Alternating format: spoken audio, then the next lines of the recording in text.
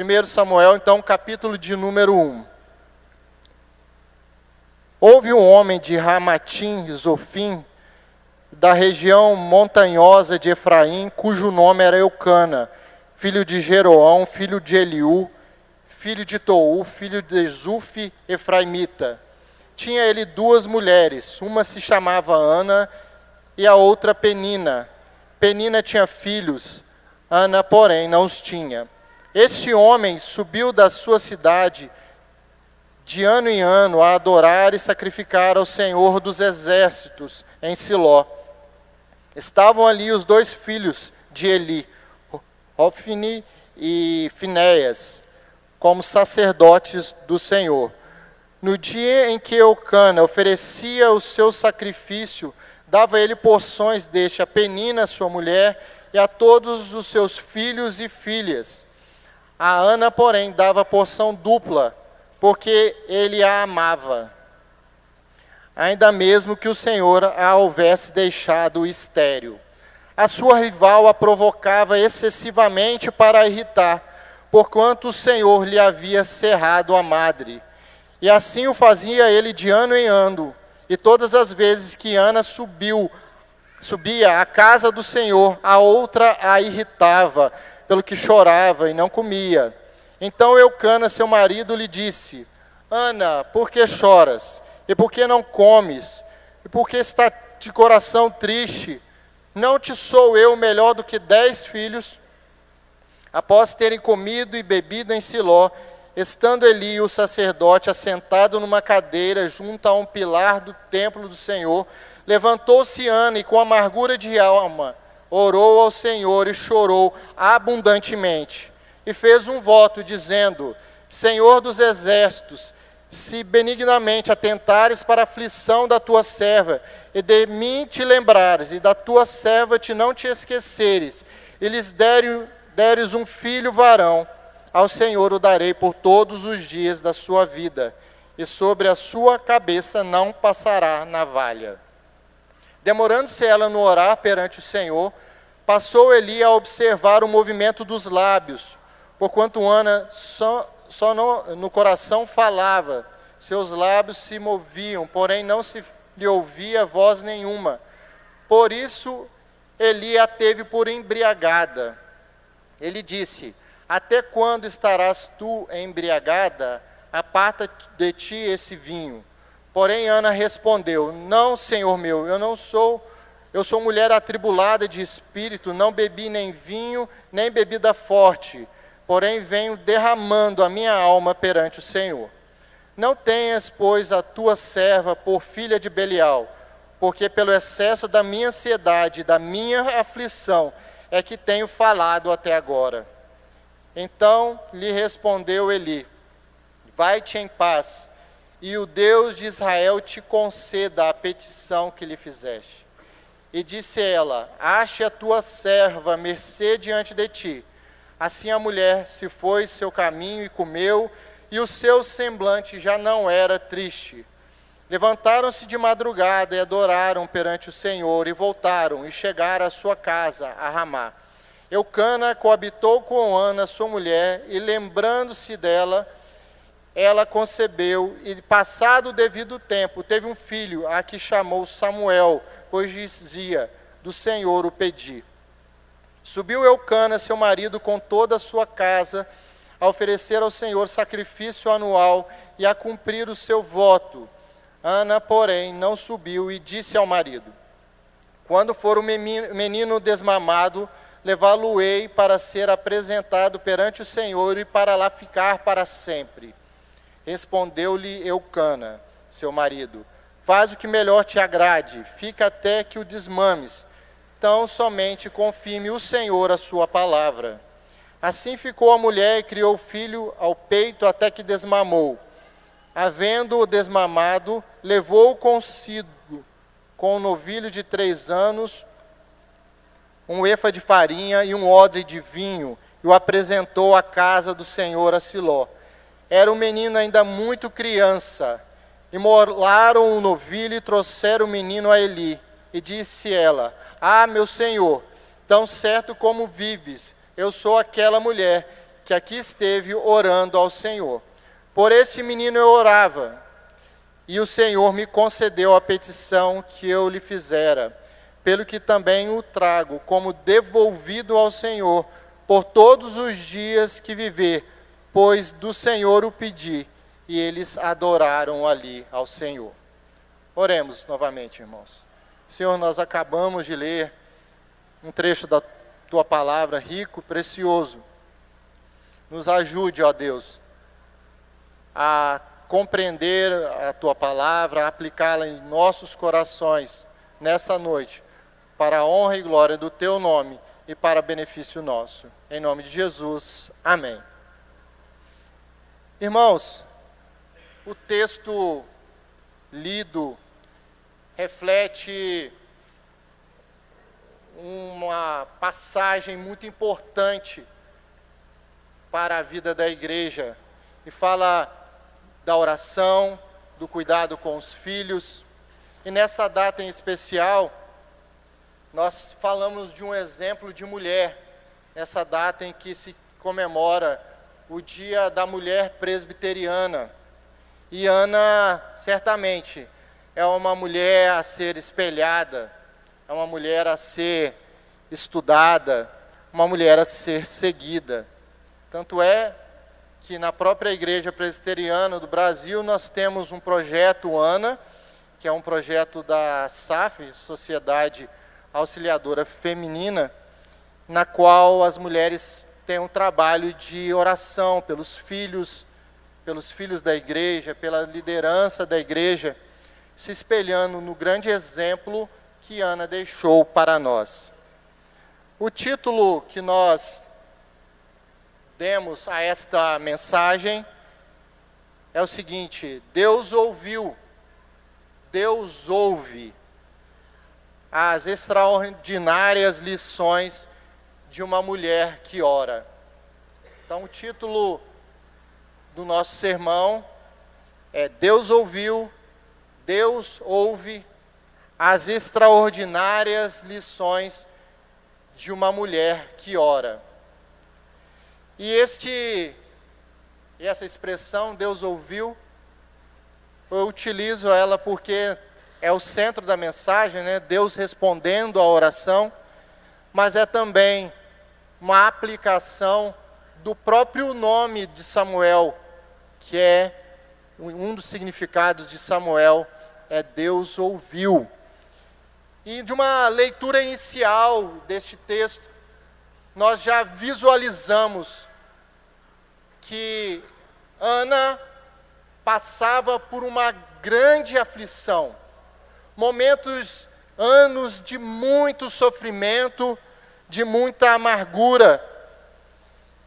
E vemos ao final a mudança deste quadro, quando ela se derrama na presença do Senhor.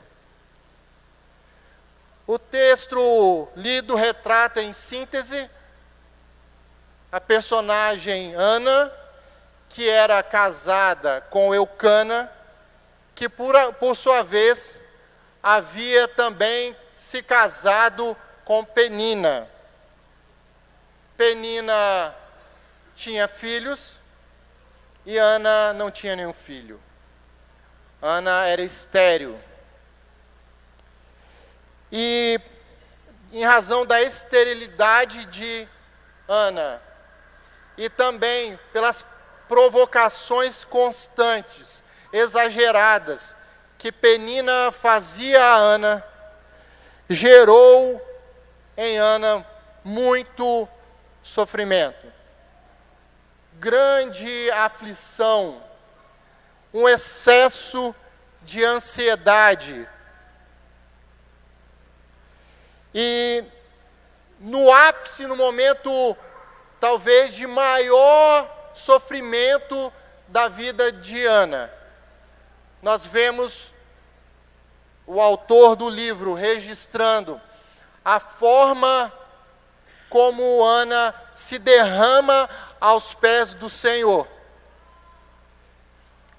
O momento em que ela demoradamente se prostra diante de Deus e reconhece que Ele era o único que poderia mudar aquela situação.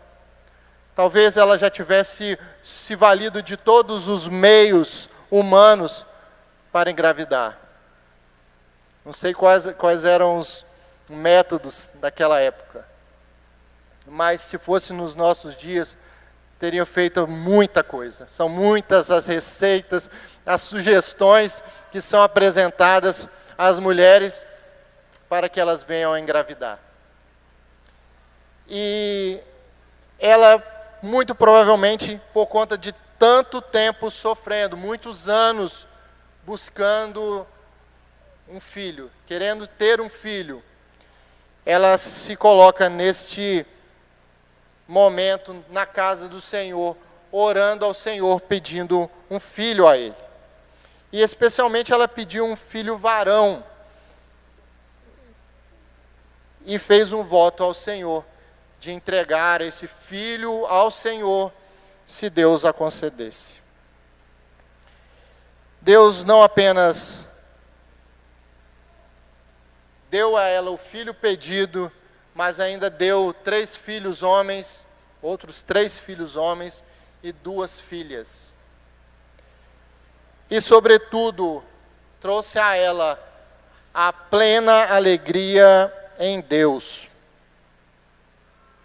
Feita essa passagem rápida, inicial, eu gostaria de identificar algumas importantes lições e reflexões neste texto de 1 Samuel 1, rogando ao Espírito Santo de Deus que aplique essa palavra nos nossos corações, nos diferentes cenários que cada um de nós possa estar enfrentando. Às vezes o seu problema não é que você tenta ter um filho ou um outro filho e não está conseguindo, mas você tem um outro problema, alguma outra coisa que te aflige e que Deus possa aplicar aos nossos corações a sua palavra. E a primeira lição que eu gostaria de extrair neste texto é que nós, ao tentarmos solucionar os problemas, não venhamos fazer sem a presença e a aprovação de Deus, porque isso gerará mais dor do que solução. Então, a primeira lição é que ao tentarmos solucionar os nossos problemas, não devemos buscar fazê-lo sem a presença de Deus e sem a sua aprovação. Os versículos 1 e 2 nos dizem que Eucana tinha 2 mulheres. Uma se chamava Ana e a outra Penina. Uma tinha filhos e a outra não tinha. Os estudiosos do tema sugerem que, primeiramente, Eucana teria se casado com Ana e, em razão de sua esterilidade, teria se casado depois com Penina para ter filhos e colocar adiante a sua geração. Como aconteceu com Abraão, como aconteceu com Jacó, nós vimos nesses exemplos bíblicos que esta forma de agir, sem esperar a resposta que vinha diretamente de Deus, mas ajeitando as coisas da forma humana para ver cumprida as promessas de Deus, trouxe muito problema ao povo de Deus, trouxe muitos problemas a essas famílias. E não foi diferente com a família de Eucana. Nós já fizemos menção, nos versículos 6 e 7, está registrado que Ana era perseguida por Penina. Nós vemos que o convívio ali familiar, em razão da inclusão de Penina naquela família, fez com que a aflição de Ana, que já era uma realidade por conta do problema que ela enfrentava, fosse aumentado, fosse grandemente prejudicado e trouxe muitos problemas familiares. Trouxe tristeza a Ana, trouxe também tristeza, certamente, a Eucana, e não é diferente com a própria vida de Penina, que perseguia a Ana. Certamente o Senhor tratou dela, a disciplinou. Então, primeira lição, nós devemos buscar as soluções dos nossos problemas, mas nós devemos fazê-lo na presença do Senhor e mediante a aprovação de Deus. Nosso Deus, Ele, em sua palavra, Ele prioriza um relacionamento monogâmico familiar. E aqui nós vemos essas famílias buscando fugir um pouco da vontade de Deus, que era o casamento de um homem e sua mulher de forma monogâmica. O Senhor nos traz no Novo Testamento uma comparação da relação do noivo e da noiva, do casamento, com a relação de Cristo e sua igreja, mostrando a preciosidade do convívio do homem e da mulher de forma direta e sem traições, sem acréscimos. Então esse ponto é muito importante de ser lembrado e se aplica a várias situações, não é algo específico. Qualquer coisa que nós formos fazer, nós devemos buscar solucionar, buscando o aconselhamento da palavra de Deus. A segunda lição é que às vezes nós somos bons servos de Deus, bons maridos, boas esposas, mas precisamos melhorar. Os versículos de número 3 até o versículo de número 8, nós vemos o tratamento aí relacionado mais a Eucana. Nós vemos, por exemplo, no versículo de número 3, que ele subia da sua cidade de ano em ano a adorar e a sacrificar ao Senhor dos exércitos. Ele era um homem que cumpria as exigências da lei de Deus, que buscava obedecer ao Senhor, adorar a Ele. Nós vemos também no versículo 4 e 5, que ele procurava cuidar da família e de sua espiritualidade. Ele, nos momentos ali de culto, ele dava porções do sacrifício, conforme exigia-se a lei, às mulheres e aos filhos e filhas. E nós vemos também que ele era um marido cuidadoso e amoroso. Quando no versículo de número 5 ele faz essa entrega de porção dupla a Ana, quando ele no versículo de número 8 chega para Ana e pergunta a ela por que ela chorava, por que ela não comia, por que ela estava com o coração triste, nós vemos a apresentação de um marido que aparenta ser um marido amoroso, cuidadoso com a sua esposa.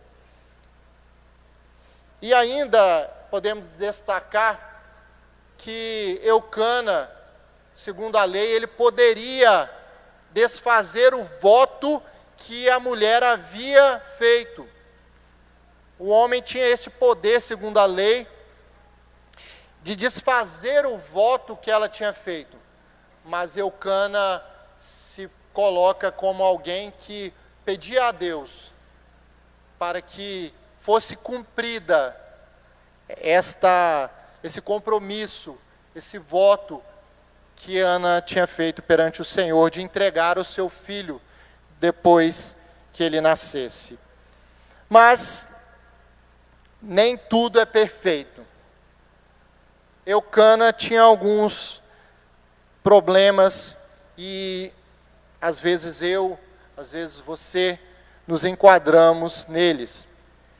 O texto não registra Eucana orando ao Senhor para a solução dos problemas apresentados, que era a esterilidade de Ana e os problemas familiares de relacionamento entre Penina e Ana. Talvez Eucana não estivesse muito preocupado com isso. Afinal, ele já tinha filhos e filhas com Penina. E aqui nós precisamos nos lembrar que, como maridos, como esposas, nós precisamos lutar as lutas um do outro.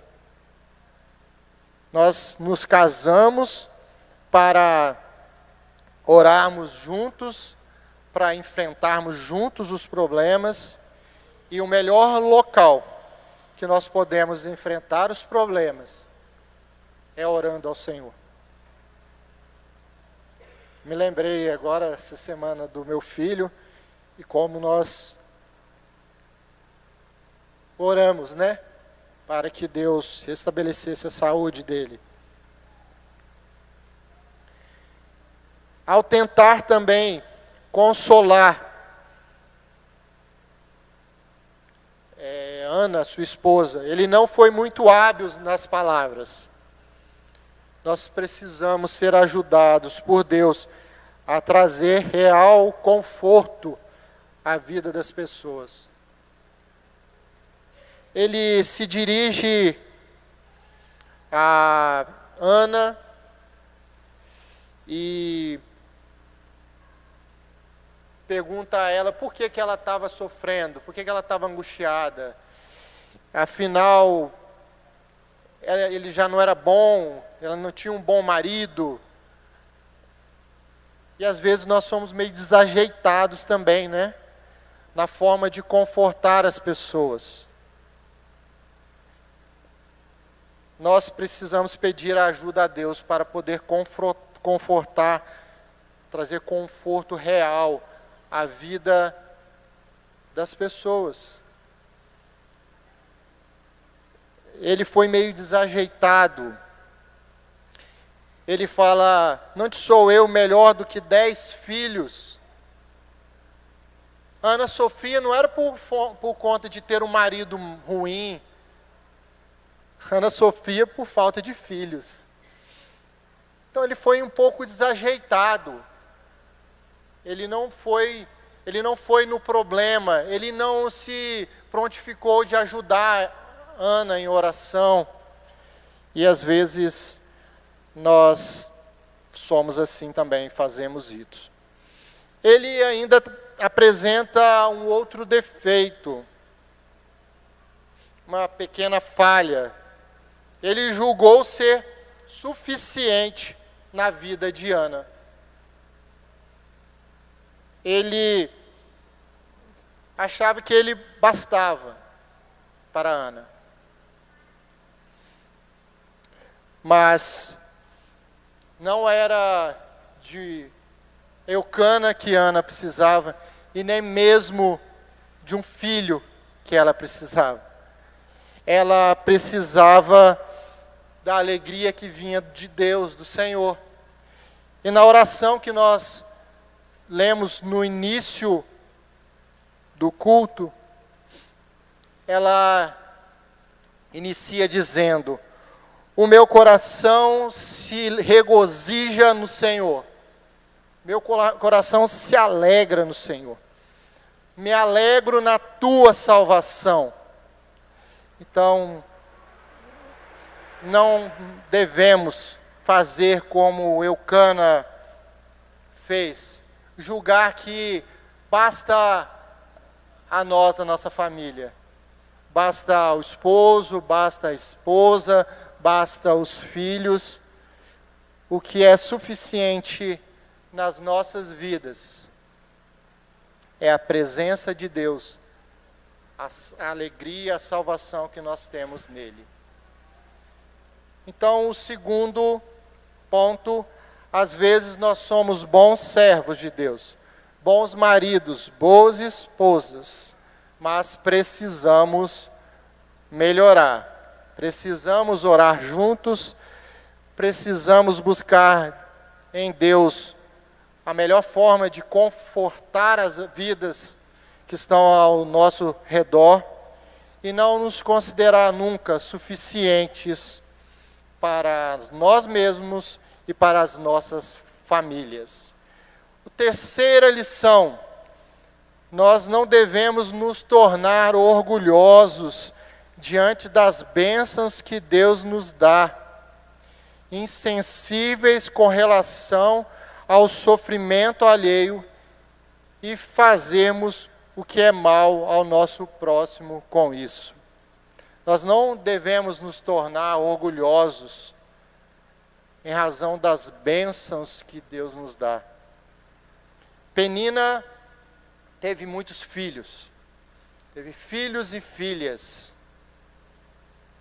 Ela foi agraciada por Deus, mas em vez de ser grata a Deus, ela usou a bênção que ela tinha para se colocar em comparação com outra pessoa e se julgar melhor que ela, a irritar essa pessoa, a provocar essa pessoa baseada naquilo que ela não tinha. E todas as vezes que elas iam à casa do Senhor, Penina a irritava, o que torna ainda mais grave.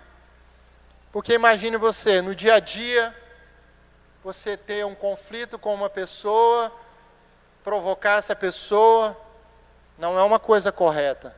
Nós, como cristãos, devemos ser bênçãos e não maldição, trazer conforto e não maldição, desgraça para a vida das pessoas.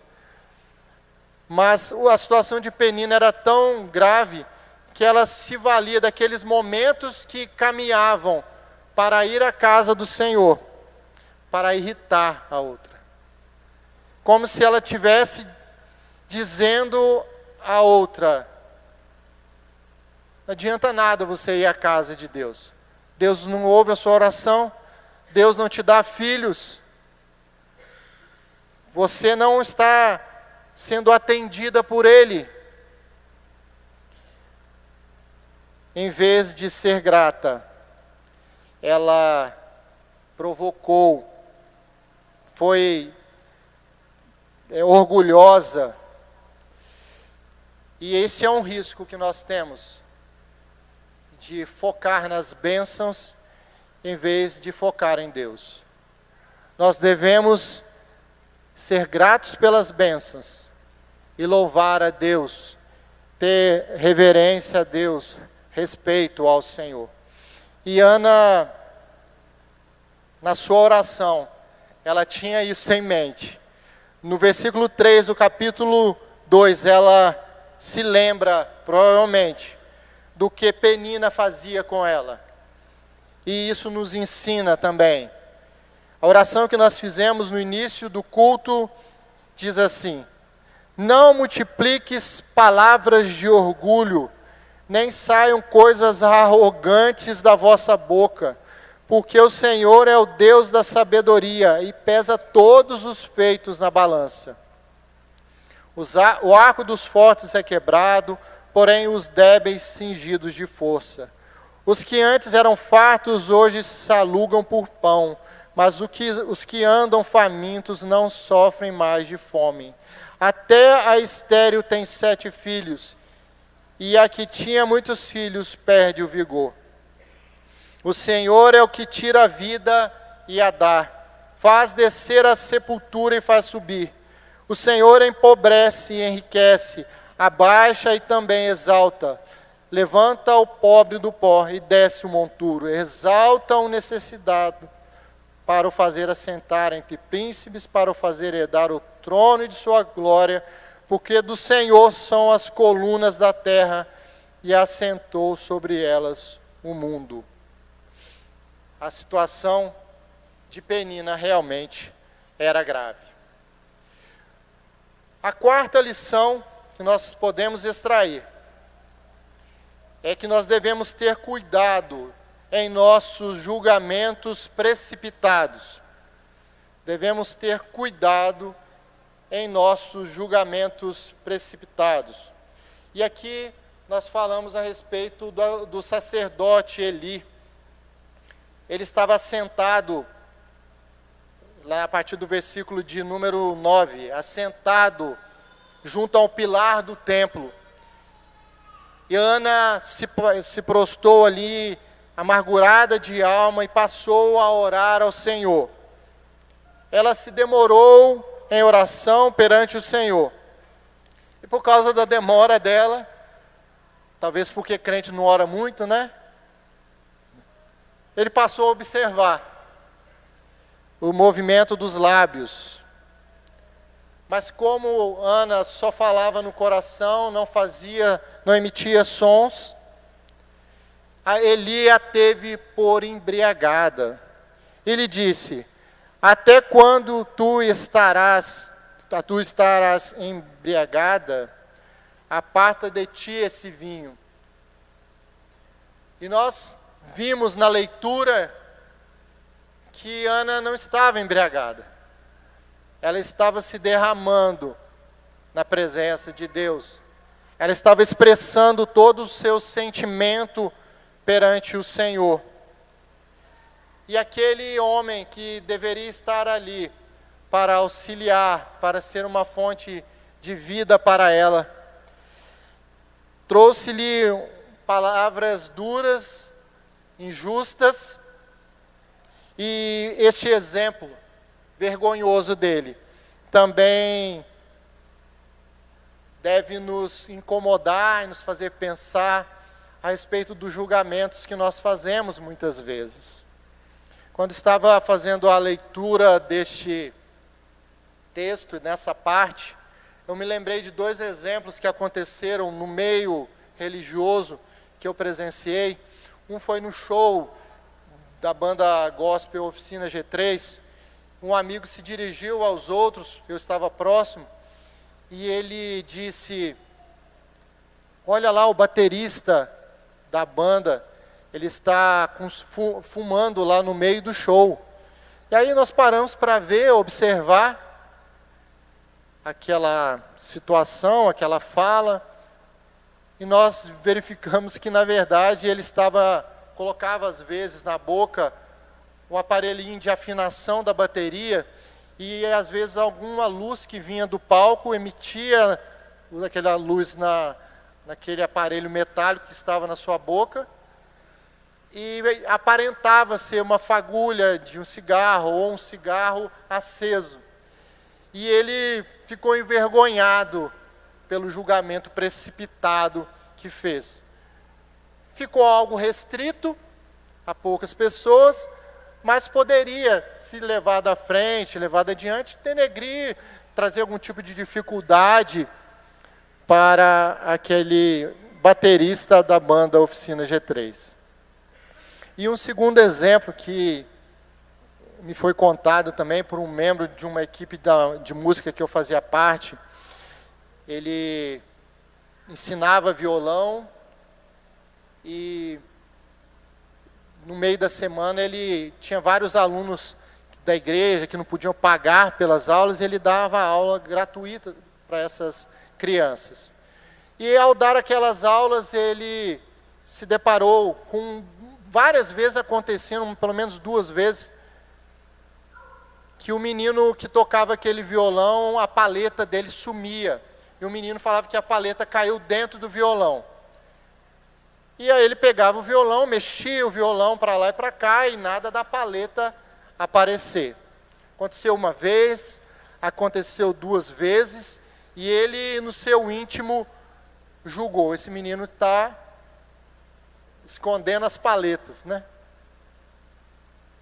E ficou com aquilo, com aquele julgamento alguns dias, e lá na frente, um dia ele estava fazendo uso do violão, aquela paleta caiu também, coincidentemente caiu no buraco do violão. E para surpresa dele, ele balançou e não ouvia também o som da paleta. Provavelmente tinha alguma cola no interior do violão, ou algum compartimento mais apertado, que aquelas paletas caíam e não se moviam mais. E ele compartilhou isso justamente para mostrar como nós somos muitas vezes precipitados nos julgamentos que nós fazemos. Eli teve a oportunidade de reverter, em parte, o seu ato falho para com Ana, e a abençoou, dizendo: vai-te em paz, e o Deus de Israel te conceda a petição que lhe fizeste. Mas em muitos casos, não há tempo para reversão, não tem como consertar o julgamento que nós fazemos. Que nós sejamos cuidadosos nos julgamentos, né, irmãos? A última lição que eu gostaria de compartilhar com os irmãos agora é com relação a Ana. E aqui a lição é que nós devemos aprender a responder às adversidades com silêncio e oração. Ana soube esperar em silêncio a resposta às suas orações. Nós vemos Ana se mantendo sempre em silêncio e se dirigindo a Deus, colocando para Deus as suas aflições. Ela foi provocada por Penina e não falou nada. Ela ouviu a atrapalhada palavra de conforto de Eucana e também não foi áspera com ele. Ela foi buscar a presença do Senhor, foi à casa do Senhor orar. E com relação a essa oração de Ana, nós vemos no versículo de número 15, que ela se derramou na presença do Senhor. Nós vemos no versículo de número 12, que ela se demorou na presença dele. E ao final disso tudo, que ela saiu confiante e mudada da presença do Senhor. O seu semblante, no versículo 18, diz: já não era mais o mesmo. Antes, poucos momentos antes, o texto diz que ela não comia e chorava muito. E agora o seu semblante é outro. Antes mesmo de receber a bênção do filho, ela já saiu mudada da presença de Deus. Tem até um livro do R.C. Sproul que tem como título: A oração muda as coisas. Nós temos aqui um exemplo de como a oração muda as coisas. Muda a gente, como mudou Ana. Seu semblante já não era mais o mesmo. E Deus também responde às nossas orações segundo a sua vontade. E nessa oração de Ana, ela fez um voto. Um voto que às vezes para nós poderia parecer como se fosse uma barganha, né? Ó, se o Senhor me der um filho, eu vou entregar ele ao serviço do Senhor. Mas nós vimos na oração de Ana, pela mudança que o texto mostra que ela sofreu, que Ana passou a ver no Senhor, a ter no Senhor a alegria da sua vida. Mas que promessa difícil, né, essa de Ana? Ver o sonho realizado de ter o filho, O filho que ela lutou por ele na presença do Senhor demoradamente. E ao nascer, ela entrega esse filho para o serviço do Senhor para sempre. Não é aquela saída assim, vai ficar no seminário 4 anos, 5 anos, depois vai voltar para casa. Entrega o filho ao Senhor para sempre. Seria muito difícil para nós pensarmos em algo parecido. Essa semana, como fiz menção, o Arthur estava no hospital, a mãe parecia que estava fazendo uma ginástica para dar atenção para ele o tempo todo e ainda suprir a ausência com a filha mais nova. Eu me lembro também da minha mãe, quando eu era pequenininho, com 17 anos, quando eu fui para Vitória fazer cursinho, a minha irmã me liga e fala: Cícero, a mamãe entra no seu quarto todo dia e chora. Isso porque eu era pequenininho, 17 anos. E aí, desses pequenos exemplos, eu consigo talvez, e você também, imaginar o sofrimento que seria normalmente para essa mulher, para vir a cumprir essa promessa que fez. Ela teria muitas justificativas, poderia encontrar muitas justificativas. Nós vemos no texto, por exemplo, que ela permaneceu com essa criança até que ela fosse desmamada. Isso, os estudiosos dizem que isso se dava em torno dos 3 anos na cultura de Israel. Então ela permaneceu cuidando dessa criança por 3 anos. E como disse, talvez fosse muito mais fácil para ela continuar sendo estéril do que ter o filho e entregar esse filho. Talvez nós pudéssemos pensar, talvez ela ficou amamentando até ficar grandão, né? Ah, não, esse menino não vai desmamar tão cedo, né? Pela vontade, com certeza, da mãe estar na presença do filho. Ela poderia se valer, convencer o marido, falar: anula esse voto que eu fiz. Poderia usar esse meio. Poderia tentar se justificar perante Deus dizendo: Senhor, eu estava abalado emocionalmente quando eu fiz esse voto, foi um voto precipitado, mas ela não fez uso disso. Ela poderia ainda dizer: Senhor, eu fiz esse voto, mas eu fiz esse voto de entregar o meu filho ao Senhor, para trabalhar na tua obra desde pequeno, mas eu não conhecia ainda a quem eu ia entregar. Ela entregou Samuel ao sacerdote Eli, que foi aquele que deu o julgamento, fez um julgamento precipitado sobre ela, chamou ela de embriagada. Imagina o pastor, o presbítero chegar para você que está na igreja orando, chamar você de bêbada, que você está na presença de Deus bêbada. Eu acho que a irmã não ia ficar muito satisfeita com esta fala, não é verdade? Então ela poderia se justificar: não, eu não vou entregar o meu filho para esse sacerdote.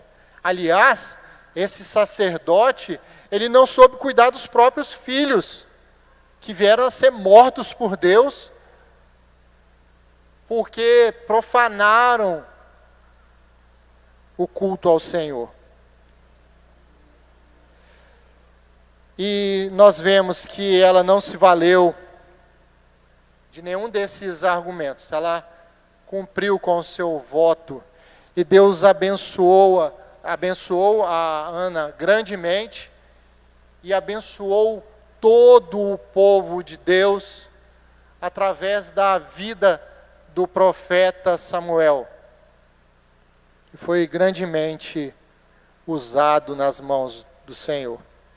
Finalmente eu pergunto, você se esqueceu do voto que fez de consagrar os seus filhos ao Senhor?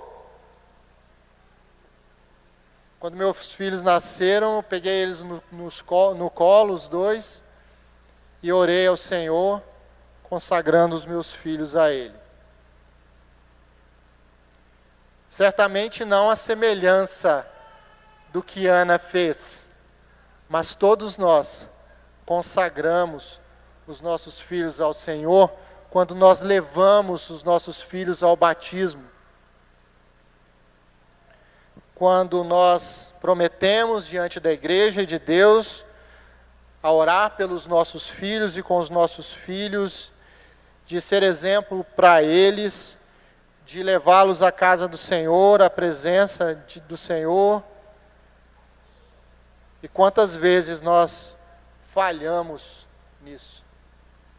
Ana não falhou. Ana cumpriu o seu voto. Que Deus nos ajude também a cumprir com o juramento que nós fizemos de consagrar os nossos filhos a Deus. Deus ouviu a oração de Ana. Deus ouve a nossa oração. Deus deve ser o motivo da nossa alegria. Depois de entregar o filho, Ana faz aquela bela oração de louvor ao Senhor dos exércitos, o Senhor que guerreia as nossas batalhas, que atende ao nosso clamor, que olha para as nossas aflições.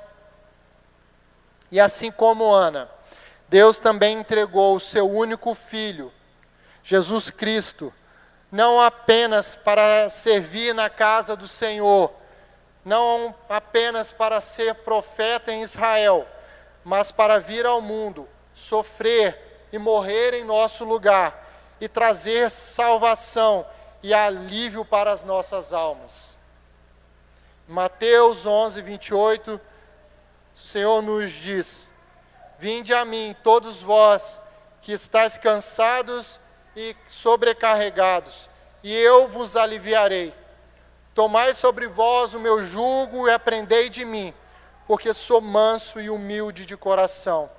E achareis descanso para a vossa alma, porque o meu jugo é suave e o meu fardo é leve. Que nós possamos sair dessa noite confiantes em Deus e tudo que Ele pode fazer por nós. Vinde a mim, diz o Senhor Jesus, todos os que estáis cansados e sobrecarregados, e eu vos aliviarei.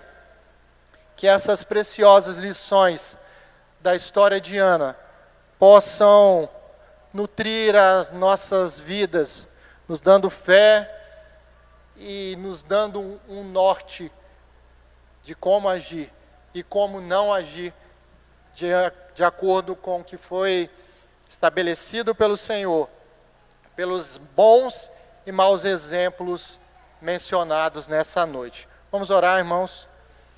Senhor nosso Deus, nós estamos constrangidos diante do exemplo que o Senhor nos traz na Tua palavra de Ana. Como ela se postou sabiamente diante dos problemas, das aflições, e depositou na presença daquele que poderia de fato solucionar, mudar a situação da sua vida. Nós nesse momento, nós estamos em oração, a igreja, pedindo ao Senhor que o Senhor olhe por nós. Olhe para a aflição das nossas almas, das nossas dificuldades emocionais, físicas, familiares, e que nós, nesse momento, nós reconhecemos que somente em Ti nós encontramos a solução para os problemas das nossas vidas. Nos consideramos impotentes, ó Pai, de resolver sozinho os dilemas que a vida nos coloca, nos apresenta. Por isso, ó Senhor Deus, faz-nos dependentes do Senhor, reconhecendo que no Senhor nós estamos seguros. Tira a aflição dos nossos corações, a ansiedade, a depressão, como fuga que nós muitas vezes usamos diante dos problemas, mas que nós possamos realmente estar direcionando as nossas energias àquele que pode todas as coisas. Nós jogamos sobre o Senhor todos os fardos da nossa vida, porque nós sabemos que o Senhor é que tem poder para nos aliviar deles. Nós oramos em nome de Jesus. Amém.